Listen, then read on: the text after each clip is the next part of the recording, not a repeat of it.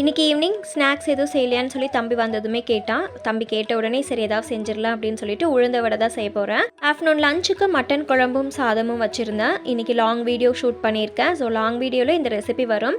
So மறக்காமல் watch பண்ணி பாருங்கள். ரொம்ப டேஸ்ட் அல்டிமேட்டாக இருந்தது. அப்படியே திருநெல்வேலி ஸ்டைலில் எப்படி செய்வாங்களோ அதே மாதிரி தான் செஞ்சுருந்தேன். இன்றைக்கி உளுந்த வடைக்கு கொஞ்சமாக வெங்காயம் கட் பண்ணி எடுத்துக்கிட்டேன். ஒரு பச்சை மிளகாய் காரத்துக்கு ஏற்றாப்புல போட்டுக்கலாம். மல்லி இலையும் சேர்த்துக்கலாம். கொஞ்சமாக குருமிளகும், ஒரு ஸ்பூன் பச்சரிசி மாவும் சேர்த்துக்கலாம். தேவைக்கேற்ற உப்பு போட்டு நல்லா மாவை பிசைஞ்சு எடுத்துக்கலாம். இது தனியாக வச்சுக்கலாம். ஒரு கடாயில் எண்ணெய் போட்டு, எண்ணெய் மீடியம் ஃப்ளேமில் தான் வைக்கணும். ரொம்ப சிம்மில் வச்சோம்னா எண்ணெய் குடிக்கும். அதுக்கப்புறமா ஆயிலில் ஒன்றொன்னா வடையை எடுத்து போட்டு நடுவில் ஒரு ஹோல்ஸ் வர மாதிரி உங்களுக்கு வேணால் போட்டுக்கலாம். ஸோ நான் இன்னைக்கு ஹோல்ஸ் வர மாதிரி தான் கடையில் இருக்க ஷேப்பில் தான் பண்ணியிருந்தேன். கொஞ்சமாக அரிசி மாவு சேர்த்ததுனால வடை ரொம்ப கிறிஸ்பியாக இருந்துச்சு. இன்னும் சம்மர் ஸ்டார்ட் ஆனதுனால ஸ்டவ் கிட்ட நிற்கிறதா கொஞ்சம் கஷ்டமாக இருக்குது. ஸ்நாக்ஸ் செய்யணுவே கொஞ்சம் பயமாக தான் இருக்குது.